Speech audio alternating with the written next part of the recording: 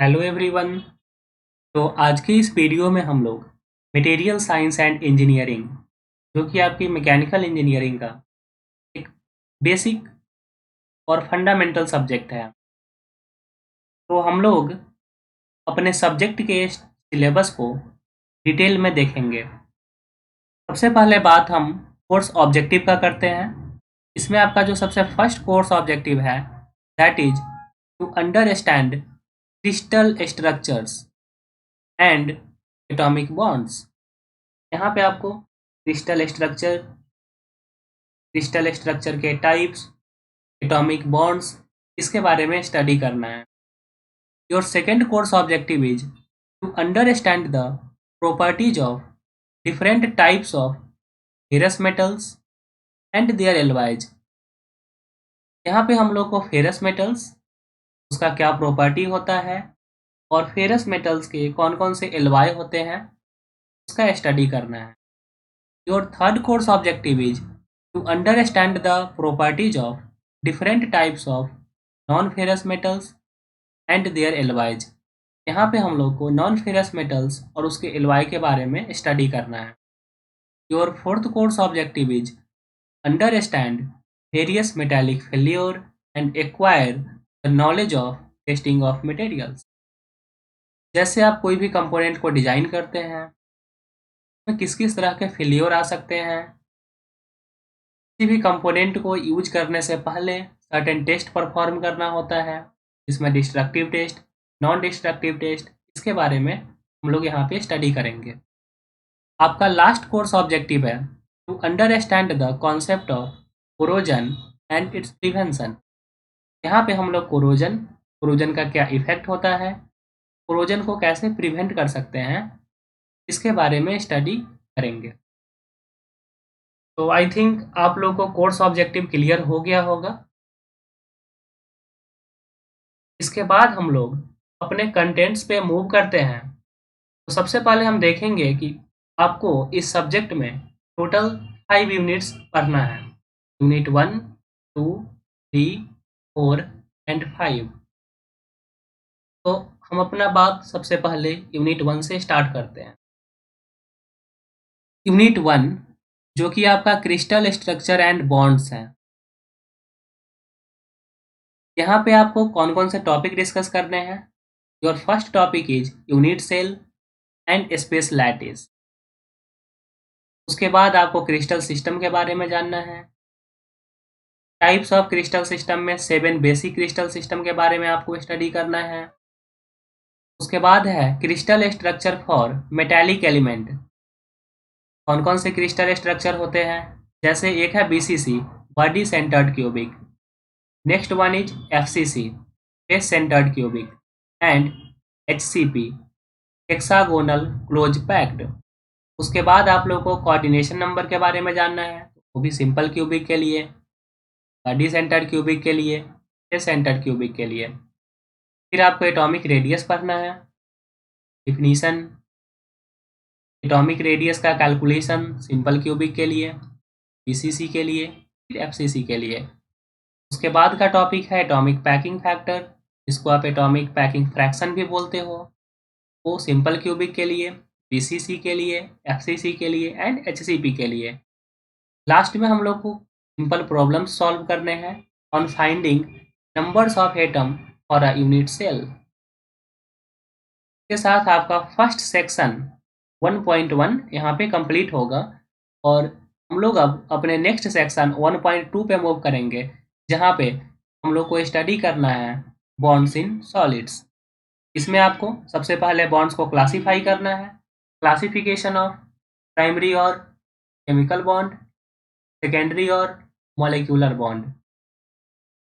फिर हम लोग प्राइमरी बॉन्ड्स के टाइप जानेंगे, जिसमें आयनिक बॉन्ड हो गया, कोवैलेंट बॉन्ड है, मेटालिक बॉन्ड के बारे में जानना है। उसके बाद हम लोग टाइप्स ऑफ सेकेंडरी बॉन्ड्स पे आएंगे, जहाँ पे डिस्पर्सन बॉन्ड, डाइपोल बॉन्ड और हाइड्रोजन बॉन्ड के बारे में डिटेल में स्टडी करेंगे। इसी के साथ आपका यूनिट 1 यहाँ पे फिनिश होगा। उसके बाद आपको यूनिट 2 स्टडी करना है, जिसमें आपका टोटल 3 सेक्शन है। सबसे फर्स्ट सेक्शन में आपको फेज डायग्राम के बारे में जानना है। यहाँ पे आप फेरस मेटल और उसके एलवाइज के बारे में पढ़ेंगे। आइसोमॉर्फ्स क्या होते हैं, यूटेक्टिक एंड यूटेक्टोइड सिस्टम क्या होते हैं, आयरन कार्बन का बाइनरी डायग्राम आपको पढ़ना है, आयरन एंड कार्बन स्टील के बारे में जानना है। उसके बाद flow sheet for production of iron and steel के बारे में जानना है। आपका सेकेंड सेक्शन यहाँ पे है 2.2, जहाँ पे आप आयरन ओर्स के बारे में जानेंगे, जिसमें है पिग आयरन, फिर उसका classification, composition and effect of impurities on iron, फिर आपको जानना है कास्ट आयरन के बारे में, फिर कास्ट आयरन का क्लासिफिकेशन, कास्ट आयरन का कंपोजिशन का प्रॉपर्टी, कास्ट आयरन का यूज क्या है। उसके बाद आपको रॉट आयरन के बारे में जानना है, रॉट आयरन का क्या प्रॉपर्टीज होता है, रॉट आयरन कहाँ पे हम लोग यूज करते हैं, उसका एप्लीकेशन क्या है। उसके बाद आपको cast iron, wrought iron, mild steel, high carbon steel, इसका कंपैरिजन करना है। उसके बाद वाले सेक्शन में 2.3 में हम लोग standard commercial grade of steel के बारे में पढ़ेंगे as per BIS and AISI। यहाँ पे हम लोग alloy steel, purpose of alloying, effect of alloying element, important alloy steel जिसमें सिलिकॉन स्टील है, आपका हाई स्पीड स्टील है, हीट रेसिस्टिंग स्टील है, उसके बाद स्प्रिंग स्टील है, फिर स्टेनलेस स्टील है, फिर स्टेनलेस स्टील का टाइप्स के बारे में जानना है, स्टेनलेस स्टील का एप्लीकेशन जानना है, फिर हम लोग मैग्नेट स्टील के बारे में पढ़ेंगे। उसके बाद कंपोजिशन क्या है उसका, फिर प्रॉपर्टीज एंड यूजेज। तो इतना सारा कुछ हम लोग को यूनिट 2 में डिस्कस करना है। अब हम लोग नेक्स्ट यूनिट पे मूव करते हैं, जो आपका है यूनिट 3। यूनिट 3 में आपको नॉन फेरस मेटल और उसके एलॉय के बारे में स्टडी करना है। जैसे वहाँ पे आपका एल्युमिनियम है, फिर कॉपर है, tin, lead, zinc, magnesium and nickel. इतने सारे जो नॉन फेरस मेटल्स हैं, इसका प्रॉपर्टी और यूज हम लोग को जानना है। उसके बाद हम लोग को कॉपर एलॉय के बारे में पढ़ना है। तो कॉपर एलॉय में आपका ब्रासेज है, ब्रोंज है, इसका क्या कंपोजिशन है, ब्रासेज का, ब्रोंज का प्रॉपर्टी क्या है और कहाँ कहाँ पे यूज होता है, उसके बारे में हम लोग को जानना है। फिर आपको एल्युमिनियम एलॉय के बारे में जानना है। जैसा आप लोगों को पता होगा, ड्यूरेलुमिन, इंडेलियम, मैग्नेलियम, ये सब एल्युमिनियम का एलॉय है। इसका कंपोजिशन, इसका प्रॉपर्टी और यूज हम लोग को पढ़ना है। फिर निकेल एलॉय में हम लोग इनकॉर्नेल के बारे में पढ़ेंगे, मोनेल के बारे में पढ़ेंगे, नाइक्रोम, उसका कंपोजिशन, प्रॉपर्टीज एंड यूज के बारे में जानेंगे। इसके बाद हम लोग नेक्स्ट सेक्शन 3.2 पे आएंगे, जिसमें है एंटी फ्रिक्शन और बियरिंग एलॉय। यहाँ पे हम लोग various types of bearing bronzes, standard commercial grades as per BIS और ASME, बियरिंग मटेरियल्स कौन कौन से होते हैं, उसका क्या प्रॉपर्टी है, उसके बारे में हम लोगों को देखना है। इसके बाद जब हम यूनिट 4 पे आएंगे, तो यहाँ पे जो आपका फर्स्ट सेक्शन है वो है failure analysis and testing of material. आपका फर्स्ट टॉपिक है introduction to failure analysis. Introduction to failure analysis, यहाँ पे आप फिर फ्रैक्चर के बारे में पढ़ेंगे। उसके बाद आपको डक्टाइल फ्रैक्चर के बारे में जानना है, ब्रिटल फ्रैक्चर के बारे में जानना है। फिर आपको क्लीवेज का कॉन्सेप्ट समझना है, नोच सेंसिटिविटी क्या होता है ये सीखना है, fatigue, endurance limit, characteristic of fatigue fracture, variables affecting fatigue life, फिर creep, creep curve, creep fracture. ये सारे टॉपिक हैं, इसके बारे में आप लोग को अपना कॉन्सेप्ट काफ़ी अच्छे से बिल्ड करना है। इसके बाद टेस्टिंग में हम लोग को 2 तरह का टेस्टिंग पढ़ना होता है, एक होता है डिस्ट्रक्टिव टेस्टिंग और एक होता है non destructive testing. Destructive testing में हम लोग मटेरियल को ब्रेक करके टेस्ट करते हैं। जैसे उसमें आपका सबसे इम्पॉर्टेंट टेस्ट है टेंसाइल टेस्ट, फिर आप कंप्रेशन टेस्ट के बारे में पढ़ोगे, हार्डनेस टेस्ट के बारे में पढ़ोगे। उसके बाद आप हार्डनेस टेस्ट में 2 टाइप का हार्डनेस टेस्ट होता है, एक ब्रिनेल हार्डनेस टेस्ट और एक रॉकवेल हार्डनेस टेस्ट। फिर आपको बेंड टेस्ट के बारे में जानना है। बेंड टेस्ट में एक टॉर्सन टेस्ट है, फिर आप फटीग टेस्ट पर होगे, देन लास्ट में आपको क्रीप टेस्ट जानना है। अभी जो मैंने सारे टेस्ट बताए ये सब डिस्ट्रक्टिव टेस्टिंग है। नॉन डिस्ट्रक्टिव में क्या होता है कि जिस भी कंपोनेंट को हम टेस्ट करते हैं तो ब्रेक करने की, उसको तोड़ने की ज़रूरत नहीं होती है। इसमें कौन कौन सा टेक्निक है? तो सबसे फर्स्ट है विजुअल इंस्पेक्शन, सेकेंड है आपका मैग्नेटिक पार्टिकल इंस्पेक्शन, उसके बाद है लिक्विड पेनेट्रेंट टेस्ट, फिर है अल्ट्रासोनिक इंस्पेक्शन, और आपका सबसे लास्ट में रेडियोग्राफी पढ़ना है। इतने सारे टॉपिक को जब आप स्टडी करेंगे तो आपका यूनिट 4 यहाँ पे फिनिश हो जाएगा।